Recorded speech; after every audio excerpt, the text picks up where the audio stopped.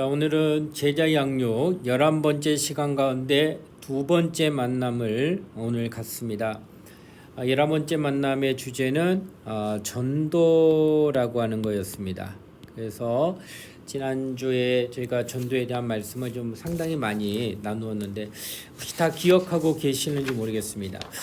연이어 말씀을 증거하기 앞서 지난주에 배웠던 전도에 대한 말씀을 잠시 상기시키고 말씀을 함께 나누도록 하겠습니다. 전도는 주님께서 우리에게 주신 지상 명령이었습니다. 그래서 첫 번째로는 창조주 하나님을 믿는 경우에는 창조주 하나님을 믿는 경우에게는 주님께서 우리에게 명령하신 땅을 문화와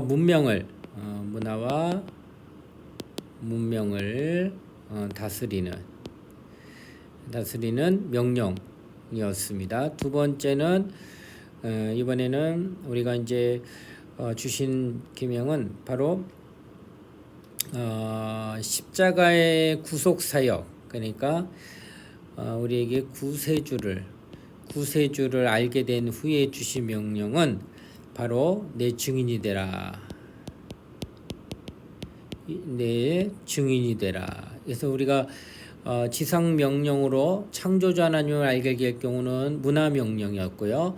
그 다음에 구세주를 알게 될 경우는 내 증인이 되라 하시는 명령, 이것이 바로 우리에게 주신 전도라고 하는 명령이었다라고 하는 것입니다. 그러므로 이 전도를 위해서는 우리는 산으로 올라가는 것이 아니라 우리는 세상으로 가는 자다라는 겁니다. 또 세상 속에서 함께 세상과 또 그와 함께하는 모든 사람들을 전도 대상자로 삼고 전도하는, 그러므로 세상에 대한 자세는 우리는 어떻게 세상을 봐야 되는가라고 하는 것을 지난주에 잠시 배웠는데, 대립이라든지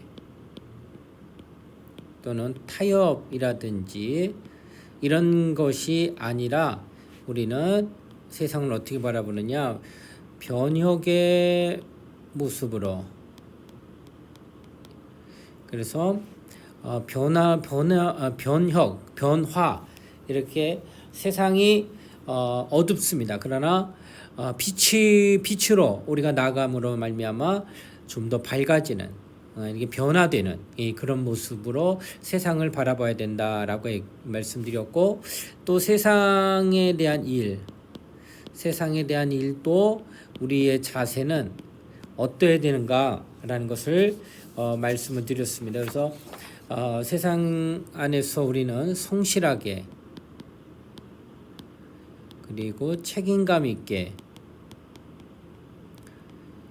이렇게 해야만 세상을 변화의 모습으로, 그리고 그 안에서 우리가 함께 성실하고 책임감 있게 행동함으로 인하여서 세상 속에서 우리는 빛을 드러내는 성도가 되어야 된다라고 말씀드렸으면서, 이렇게 된 상태에서 그의 입술을 통하여 복음이 비로소 증거가 될 때 복음의 효력이 나타나게 된다라고 말씀을 드렸어요. 그러니까 전하는 자가 복음의 가치는 굉장하지만 전하는 자가 도구가 너무 형편없고 또 하나님의 복음을 증거하기에 합당치 아니하는 그런 온전치 못한 모습을 갖고 있게 되면은 복음은 복음이지만 효력을 나타내지 못합니다. 신뢰를 얻지 못하고 또 그 복음에 대한 능력도 나타낼 수가 없다는 겁니다. 그래서 우리는 복음을 잘 전하기 위해서 세상에 대한 가치관과 또 세상 속에서 우리가 어떠한 삶을 또 태도를 가져야 된다고 하는 것을 지난 시간에 잠시 언급해서 보았습니다. 그래서 세상에서 복음을 전할 때 우리는 오직 예수 그리스도만을 복음을 전해야 된다. 그리고 생활을 통한 전도, 곧 빛과 같은 그런 착한 행실을 보고 하나님께 영광을, 곧 하나님을 알아가게 하는 그런 삶을 우리가 먼저 살아내어야 한다라고 하는 것을 말씀을 드렸습니다. 자, 그래서 좀 계속해서 연이어서 오늘은 이제 뭘 얘기할 거냐면은 전도의 전략에 대한 이야기를 함께 또 말씀을 나누도록 하겠습니다. 자, 지문을 제가 읽도록 하겠습니다. 예수님은 잃어버린 자들을 찾아서 구원하려고 세상에 오셨습니다. 누구를요? 잃어버린 자들. 그러니까 예수님은 잃어버린 자.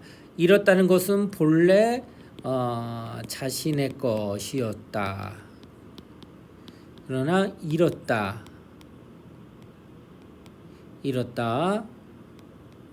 그리고 다시 찾았다. 요 과정입니다. 자신의 것이었다가 잃었다가 다시 찾았다. 그분은 우리 안에 계심으로 우리는 그분의 증거할 용기를 주시길 그분께 구할 수 있습니다. 그분이 지금 우리 어디에 있다고요? 안에, 내 안에. 그래서 우리에게는 그분에게 구해야 됩니다. 하나님, 내게 용기를 주시옵소서. 짧은 시간이라도 어떤 사람과 함께 있을 때마다 우리는 하나님의 사랑과 용서의 기쁜 소식을 전하기 위해 그 시간, 그 자리에 있게 됨을 기억해야 됩니다. 여러분, 우리가 이 땅에 지금 삶을 살아갑니다. 삶을 살아가는데 예수 믿으면 어떻게 돼요? 구원이고, 그가 그 다음에 생을 마감하면 구원받았기 때문에 어디 갑니까?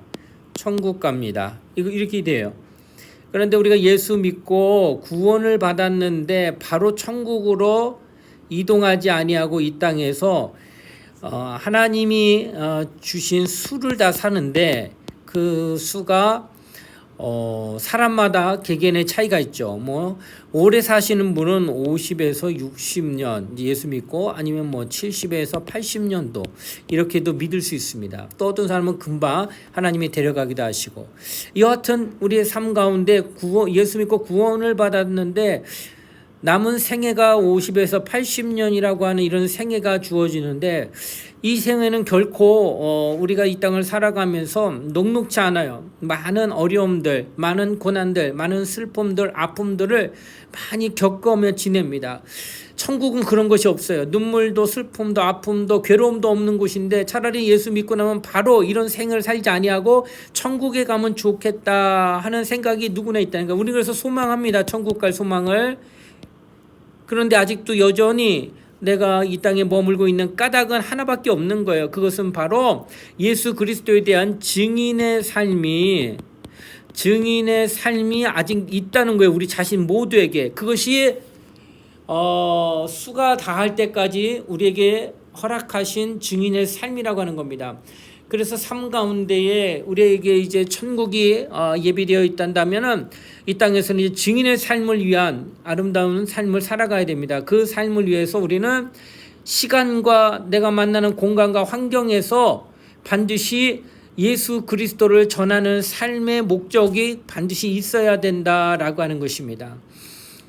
예수 만나기 이전처럼 무엇을 먹을까, 무엇을 마실까, 무엇을 입을까 하며 육신의 좋은 것들을 추구하며 그것들을 가장 최고의 가치로 여겨 그것만을 얻고자 소망하며 정진했다면은 예수 믿고 난 뒤에는 그런 것을 배설물과 같이 내려놓는다는 바울의 고백처럼 우리는 다 내려놓고 우리에게는 저 하늘의 소망으로 충만하여 그 하늘나라 갈 때에 하나님 앞에 영광을 돌리는 거룩한 삶을 살기 위하여 전도자의 삶을 살아가야 된다는 것을 성경은 지금 말씀하고 있다는 겁니다. 그래서 우리에게는 늘 하나님의 복음을 전하는, 그러기에 우리 만나는 또 함께하는 또 내게 주어진 시간 모든 그 상황과 여건과 환경에서 내가 복음을 전하는 자임을 기억해야 된다는 것을 깨달아야 된다는 겁니다.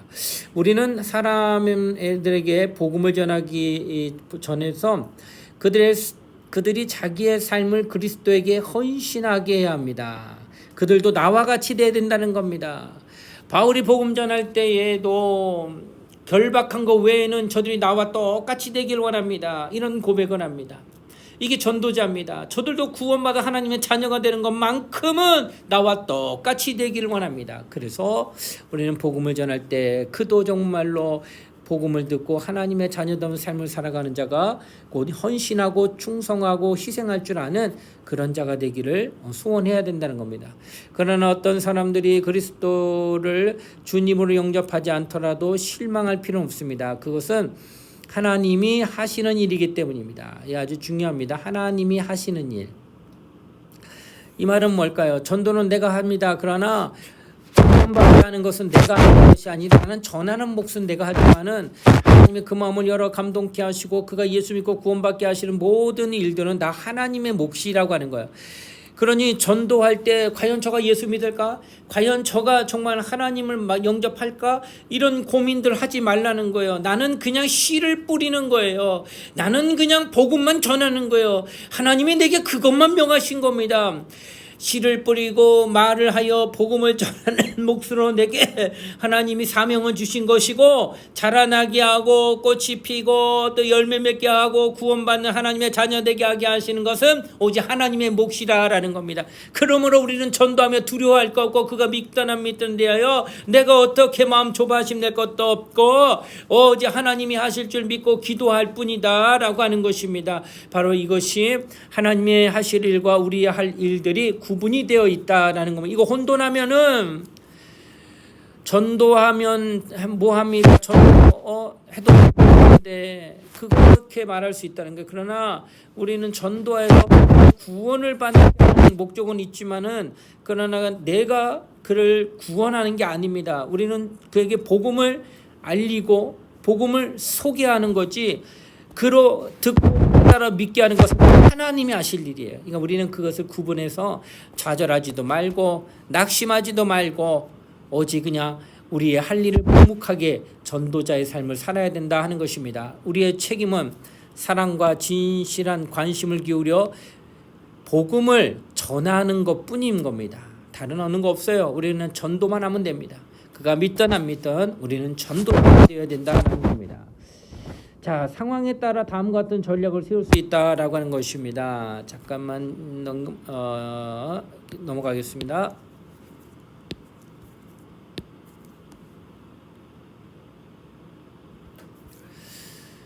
자, 보시게 되면은 1대1로 만나기 어려운 사람이 많은 경우에는 뭐예요? 전도지입니다. 그렇죠? 1대1로 내가 관계 전도를 할 수가 없는 상황이라면 우리는 바쁜 시간 가운데 전도지를 통하여 그가 복음을 들을 수 있도록 우리가 애쓰는 겁니다. 또 20-30분 정도 1대1로 이야기할 시간을 낼 수 있는 경우에는 최고의 행복 또는 사형리, 다리예와 전도 폭발 등의 방법을 사용합니다. 복음을 제시할 수 있습니다. 왜요? 시간이 허락이 되기 때문에. 그래서 만나서 1대1로 관계를 통해서 이야기를 들을 수 있는 20분이든 30분이든 그렇다면은 복음의 내용을 전할 수 있다라고 하는 것입니다. 또한 정기적으로 만날 수 있는 경우는 직장 내에서 또 교회에 출석하는 경우에는 전도 성경 공부를 할 수 있으면 더 구체적입니다. 그러니까 체계적으로 뭐를요? 말씀을 듣고 은혜를 받게 할 수 있고 감동 느낄 수 있게 할 수 있다는 겁니다. 바로 이렇게 시간의 허락에 따라서 시간이 얼마만큼 주어지고 얼마만큼 함께 할 수 있느냐에 따라서 그 전도하는 방법과 전도하는 어떤 모습이 다 틀릴 수 있다라고 하는 것입니다. 이것이 바로 전략적인 거죠. 바쁘면 바쁜 대로 못하는 게 아니에요. 거기에 맞게 시간이 어느 정도 한정됐으면 또 거기에 맞게 시간이 정말 여러 가지로 많이 좋으면 또 거기에 맞게 더 잘 가르칠 수 있는 그런 준비를 해야 된다라고 하는 것입니다. 자, 전략은 다를지라도 복음의 내용만큼은 같아야 됩니다. 다른 복음 전할 수 없어요. 방법론에서는 이렇게 저렇게 하면서 여러 가지 다양한 각도로 다양한 모습으로 접근하여 구원받게 하려는 노력은 할 수 있지만은 실상 전하려고 하는 그 복음의 내용만큼은 절대 불변입니다. 변할 수가 없고 똑같아야 된다는 겁니다. 바울이 전한 복음의 주제는 무엇이었을까요? 고린도전서 1장 23절로 24절 말씀입니다. 자, 고린도전서 1장 23절로 24절 말씀을 제가 한번 봉독하겠습니다. 여러분도 찾아서 같이 한번 눈으로 읽으시길 바라겠습니다. 우리는 십자가에 못 박힌 그리스도를 전하니 유대인에게는 꺼리끼는 것이요 이방인에게는 미련한 것이로되 오직 부르심을 받은 자들에게는 유대인이나 헬라인이나 그리스도는 하나님의 능력이요 하나님의 지혜니라. 아멘. 자, 지금 바울이 전하는 것 딱 하나 있습니다. 상반절에 보니까 우리는 십자가에 못 박힌 그리스도를 전하니, 십자가에 못 박힌 누구를요? 그리스도를 전함. 자, 바울은 오직 하나만 전하는 거예요. 뭐예요? 십자가에 못 박히신 그리스도. 자, 십자가에 못 박히신 그리스도. 왜 이것을 전해야 되냐? 이게 복음의 내용입니다. 그러니까 십자가 주전 400년 전에 처음으로 개설이 된 게 이 십자가 형틀이에요. 여러분 올가미라고 아시죠? 올가미. 그래서 이렇게 동그랗게 생겼어요. 이게 여기 이렇게 동그란데 이거 어느 사형 집행 도구로 썼습니다.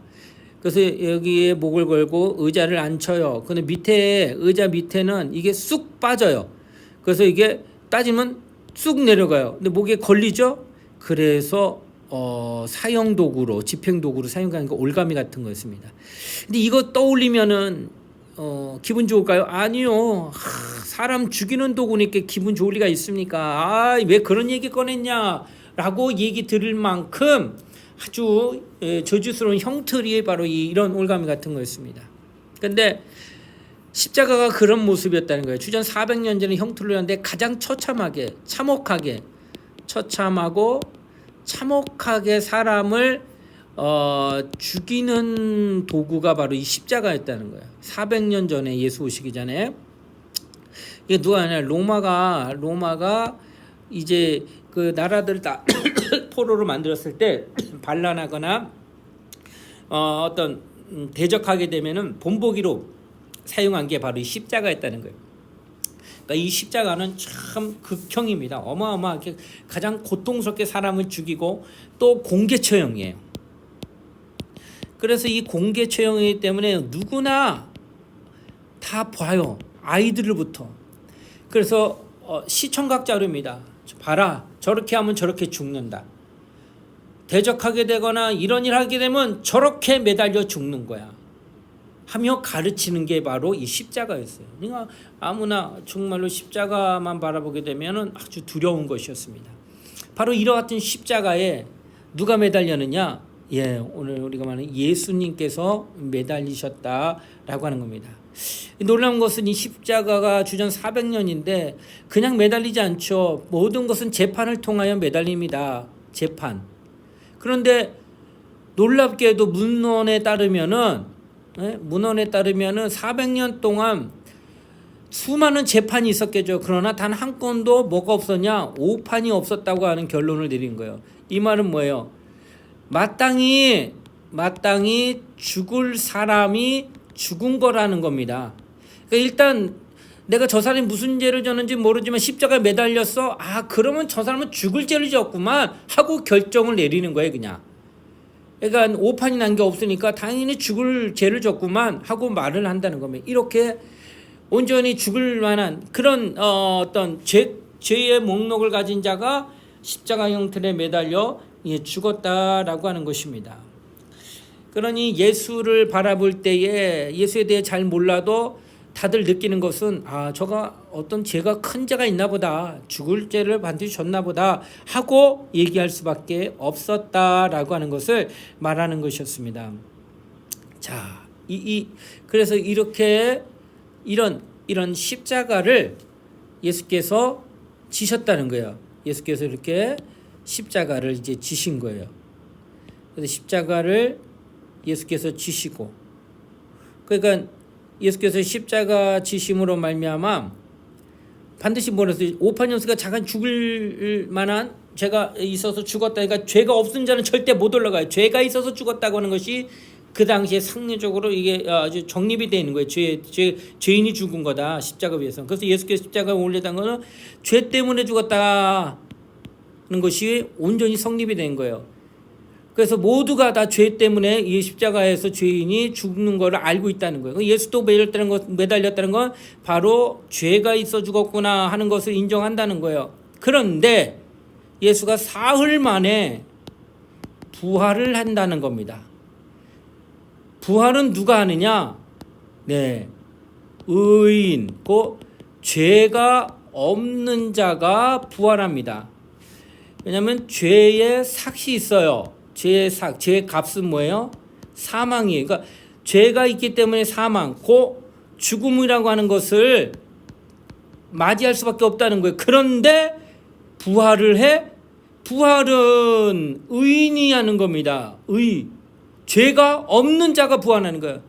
그러므로 예수께서 죽으신 게 확실한데 십자가에서 근데 부활하셨다면 죄가 없는 건데 이것이 무엇을 뜻하느냐? 분명히 죄 때문에 죽은 거예요. 그래서 이 죄는 누구의 죄냐? 여러분과 나의 죄, 인류의 죄를 뜻합니다. 인류의 죄. 그러니까 인류를 위해서는 예수께서 십자가 못 박혀 죽으신 게 맞아요. 본인의 죄가 아니에요. 본인의 죄가 있다면 그는 부활할 수가 없습니다. 왜? 죄의 삭은 사망이기 때문에 영원한 죽음을 가져야 되는지 부활이라고 할 수 없어요. 근데 부활했다는 건 의인이요. 그러므로 뭘 뜻해요? 부활하셨으면 그가 죽은 죄는 자신의 죄가 아니라 인류의 죄임을 증거하게 하였고 부활함으로 그는 의인이었다는 것을 또 증거받게 됐다는 거예요. 그래서 바울은 이야기하기를 십자가에 달린 예수 그리스도는 너와 나를 위하여 피 흘려 죽으심으로 우리 죄가 죽었다. 그리고 그가 부활하심으로 말미암아 우리는 죄가 죽고 우리는 그의 은혜로 말미암아 살았다고 하는 증거를 말한다라고 하는 것이에요. 그래서 우리는 전할 것은 딱 하나밖에 없다라고 하는 것입니다. 우리가 정말 하나님의 말씀을 잘 듣고 그 말씀을 잘 의지하게 될 때에 우리가 정말 성령께서 역사하는 종이 될 수 있다고 하는 것을 성경은 지금 증거하고 있다라고 하는 것입니다. 하나님은 이렇게 우리에게 말씀하시고 또 우리로 깨닫게 하시는 것은 바로 이 복음에 대한 이야기를 계속해서 우리에게 말씀하고 있다라고 하는 것입니다. 성경에 보게 되면은 이 십자가가 당시에 저주의 형틀이었지만은 믿는 자들에게는 하나님의 능력이요 하나님의 지혜라고 얘기하는 것입니다. 하나님의 능력이요 하나님의 지혜. 오늘 고린도전서 1장 23절 24절에 그 말씀을 하는 거예요. 이방인들은 미련하게 보이죠. 저주의 형틀이니까.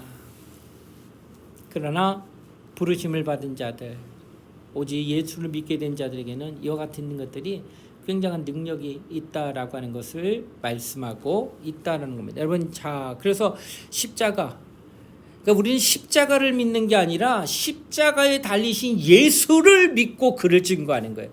당연히 십자가 믿으세요? 아니요. 십자가는 믿는 게 아니라 십자가 위에서 행하신, 이루신 그 일을 우리가 믿고 그리고 그것을 복음으로 전하게 된다라고 하는 것을 말씀하고 있다라는 겁니다. 자, 계속 말씀을 좀 전하도록 하겠습니다. 구원받지 못한 사람들에게 그리스도를 소개하는 것이 왜 중요합니까? 요한복음 14장 6절과 사도행전 4장 12절 말씀 한번 찾아보시길 바랍니다.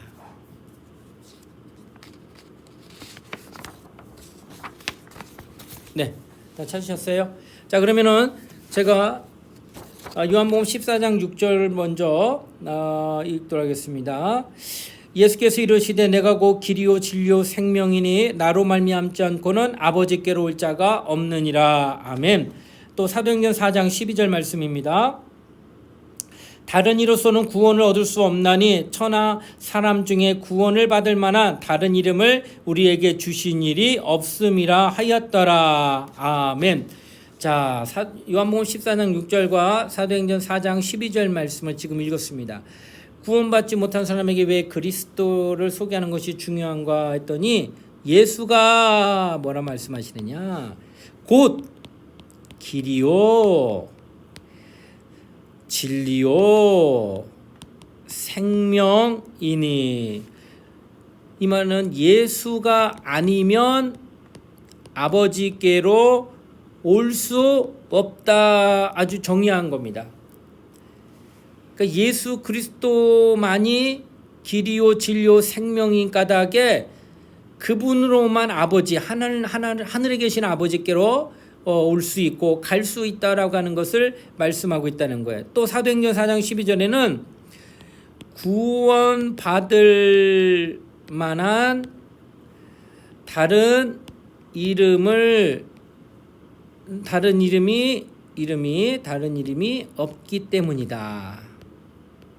그러니까 구원받을 만한 우리가 다른 이름, 우리가 예수 이름을 믿음으로 구원받습니다. 그 외 다른 어떤 이름으로는 절대 구원받을 수 없다는 거예요. 그래서 예수로만 네가 길이요 진리요 생명으로 여겨서 구원받아야 되기 때문에 나는 너에게 오직 예수만을 소개할 뿐이다 라고 하는 거예요. 그래서 전도는 어떤 계획이나 이론을 소개하는 것이 아니라 오직 인물, 누구? 예수 그리스도만을 소개하는 거예요. 그래서 우리는 전도할 때에 다른 어떤 주변의 것들 이야기할 필요 없어요. 오직 우리는 예수만 얘기하시면 돼요. 하나님의 아들에 대한 이야기만 하시면 된다라고 하는 거예요. 그래서 우리가 정말로 이렇게 예수 그리스도만을 전해야 된다라고 하는 것을 말하고 있어요. 자, 네 번째, 상황에 따라 자신의 간증을 나누는 것도 효과적입니다. 사도행전 26장 1절로 29절을 읽어보고 바울의 간증을 정리해 보십시오. 그리고 당신의 간증을 만들어 보십시오. 사도행전 26장은 바로 바울이 사울이었을 때의 이름이 있는데, 사울일 때에 율법에 충실한 자, 바리새인 중에 바리새인이었고 가말리엘 문화생이었습니다. 굉장히 학식이 있고 또 학자의 모습이 바로 바울이었습니다. 율법에 능통한 자라는 얘기예요. 그런 그가 예수를 믿는 자들을 잡아서 공회에 넘겨 또 그들로 이제 죽음에 이르게 하기까지 하는 그런 일들을 한 자가 바로 사울이었다는 거예요. 그래서 그가 또 다메섹으로 가서 사람들을 잡으려고 가는 가운데 거기서 예수 그리스도를 체험합니다. 그리고 거기서 변화받아요. 그리고 반대로 이제는 예수를 증거하는 예수의 증인으로 삶이 바뀌어진 겁니다. 이것을 바로 지금 사도행전 26장 1절로 29절에 증거하고 있다는 겁니다. 자, 그렇다면 오늘 나 자신의 간증을 한번 여러분이 좀 적었으면 좋겠습니다.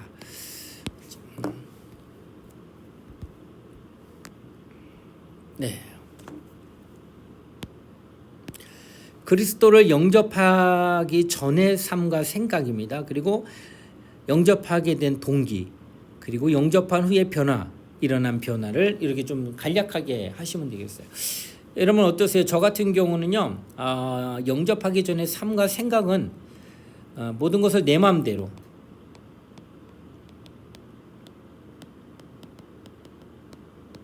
모든 것을 내 마음대로 했습니다. 그리고 육체의 만족을 위해서만 삶을 살았습니다.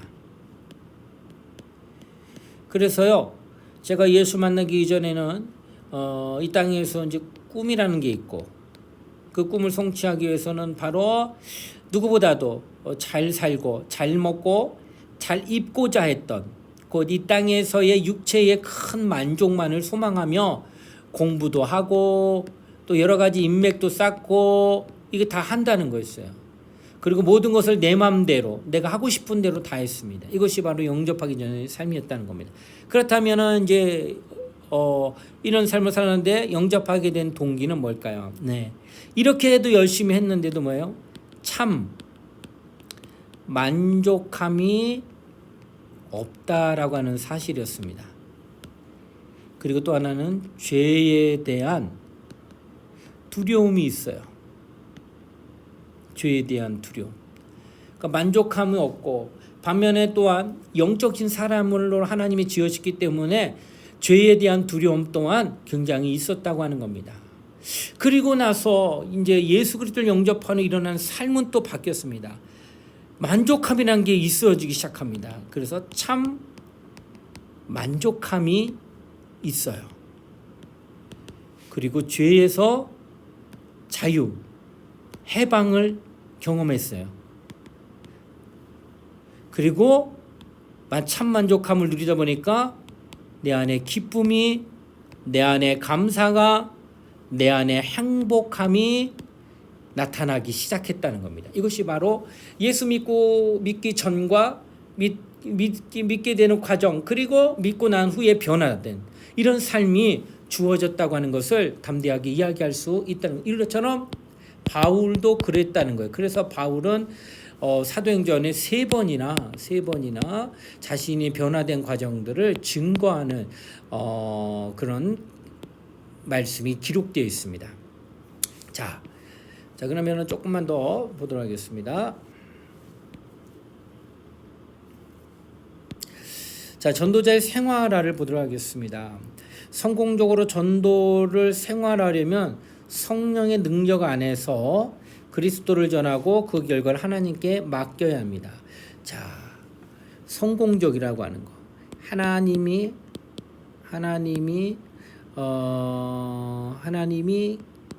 기뻐하시는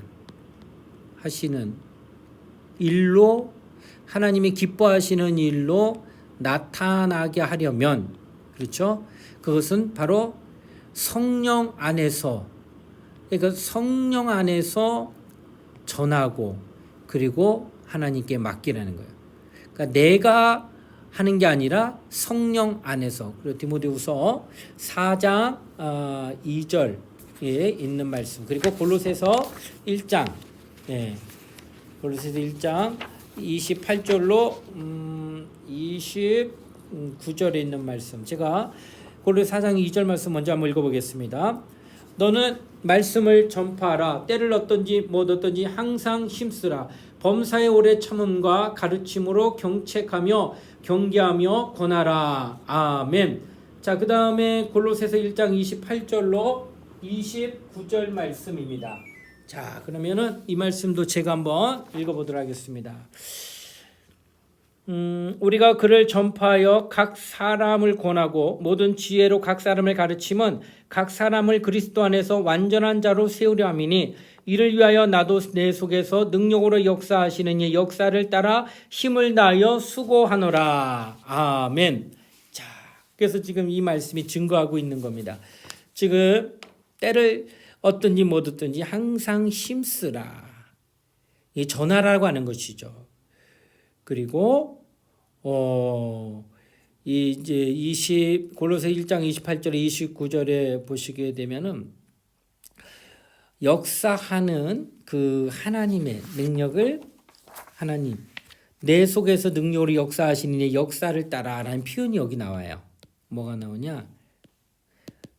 내 속에서 능력으로 역사하시는,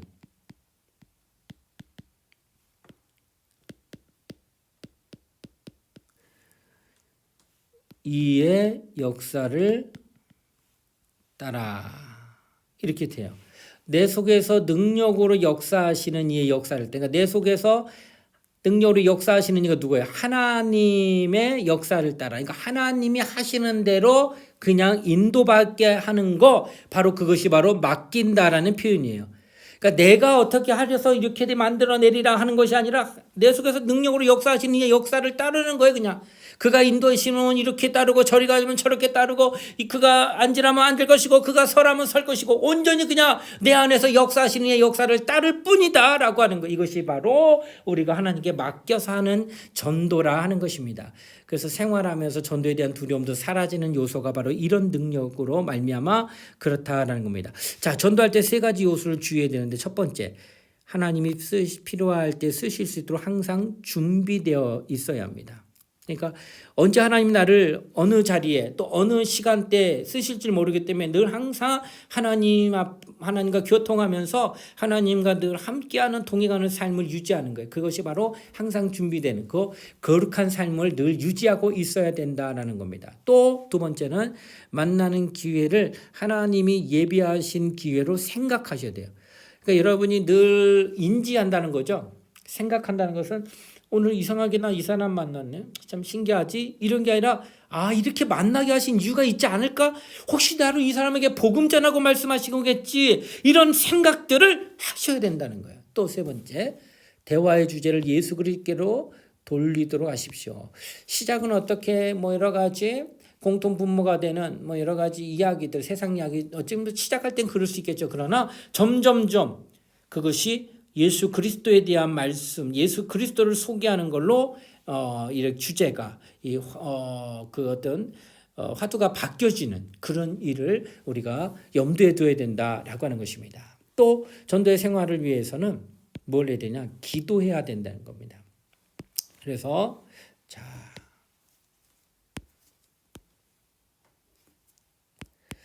사람들이 그리스도께로 나오도록 기도하고 그들에게 그리스도를 전하는 것이 우리의 책임입니다.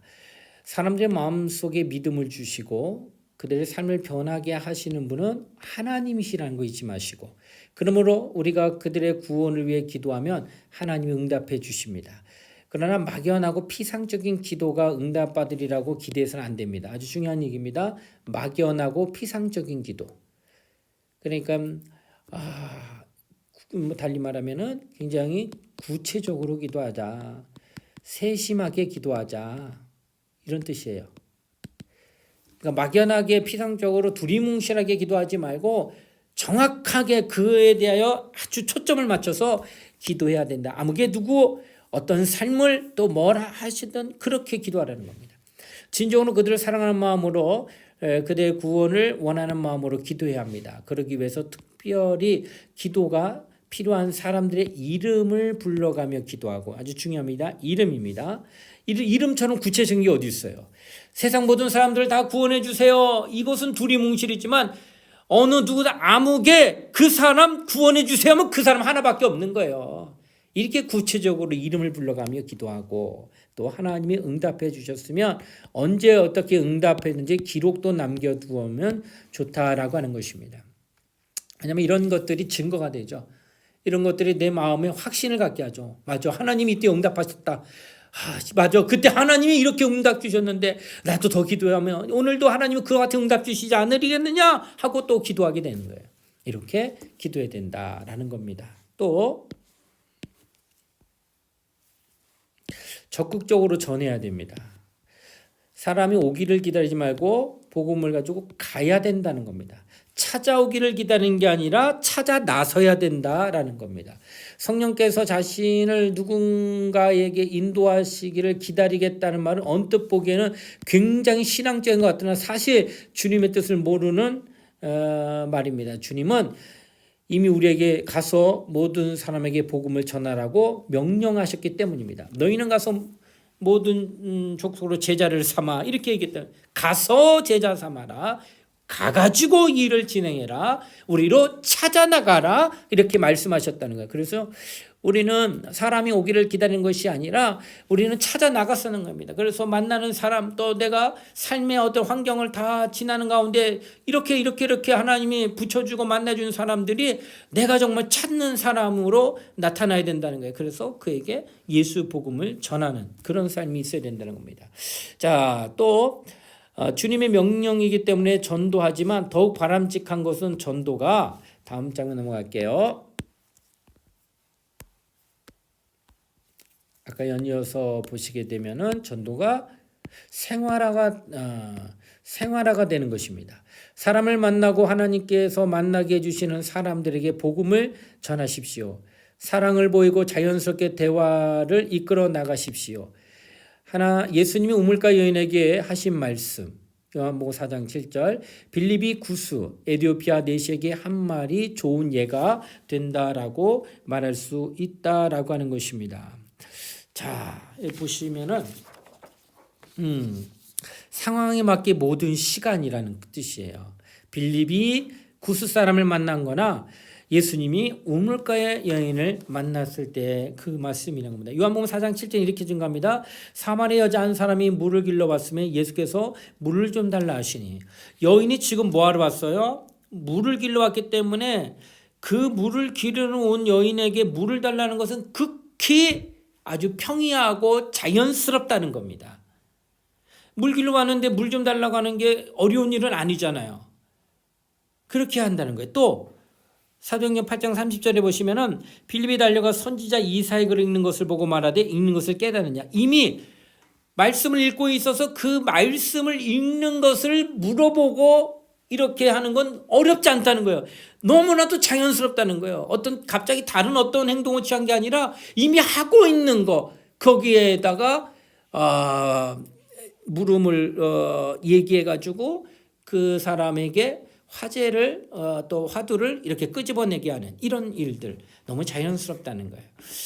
자, 이처럼 이렇게 좋은 예시를 말씀하신 것은 모든 상황에 맞게 모든 시간에 우리가 전도해야 된다라고 하는 것을 성경은 지금 말씀하고 있다라고 하는 것입니다. 자, 그 다음에 화제를 그리스도께로 돌려야 한다. 교회에 관한 이야기를 시작하면서 항상 교회의 머리이시고 질그릇에 담긴 보배이신 그리스도를 소개하도록 합시다. 그러니까 늘 우리는 예수 얘기해야 된다는 거고요. 결과를 또한 기대합시다. 결과를 내가 좌지우지할 수 없지만은 하나님이 하실 것을 우리가 소망하며 기대할 수 있다는 겁니다. 전도할 때 사람들의 반응을 기다리십시오. 우리의 기술이나 신념을 의지하지 말고 하나님의 사랑과 능력과 약속을 신뢰하며 하나님이 하실 것을 기대하는 것은 우리의 몫이다라고 하는 것을 말씀하고 있다라고 하는 것입니다. 자, 여러분 오늘 이 전도에 대한 이야기를 지난 시간 이어서 계속 증거했습니다. 여러분 전도 결코 쉽지는 않습니다. 그렇지만은 전도는 우리에게 주신 지상 명령입니다. 그러므로 전도할 수 있는 우리가 될 수 있도록 하나님은 성령을 이 땅에 보내신 겁니다. 그래서 성령으로 말미암아 전도하게 되면은 정말 전도가 이루어질 것입니다. 여러분이 하나님 앞에 은혜 받았습니다. 이제 이 은혜를 증거하는 삶을 살기를 하나님은 원하시는 겁니다. 그렇지 않았다면은 우리는 당장에 주님 나라에 가는 게 마땅할 것입니다. 그러나 이 땅에 아직도 예수 믿지 아니하고 하나님의 뜻을 모르고 하나님을 모르는 백성이 너무 많아요. 그들에게 내가 믿게 하기 위하여 또 다른 누가 나에게 다가왔던 것처럼 오늘은 내가 믿어서 또 다른 누구에게 찾아가 그도 예수 믿고 구원받게 하는 그런 삶을 살아가야 된다라는 것입니다. 그리스도가 다스리는 삶 가운데 오늘은 전도에 관한 말씀을 함께 들었습니다. 여러분 우리 모두 다 하나님 앞에 전도자가 되게 되라고. 그래서 여러분 기도하세요. 하나님 나 전도자 되고 싶습니다.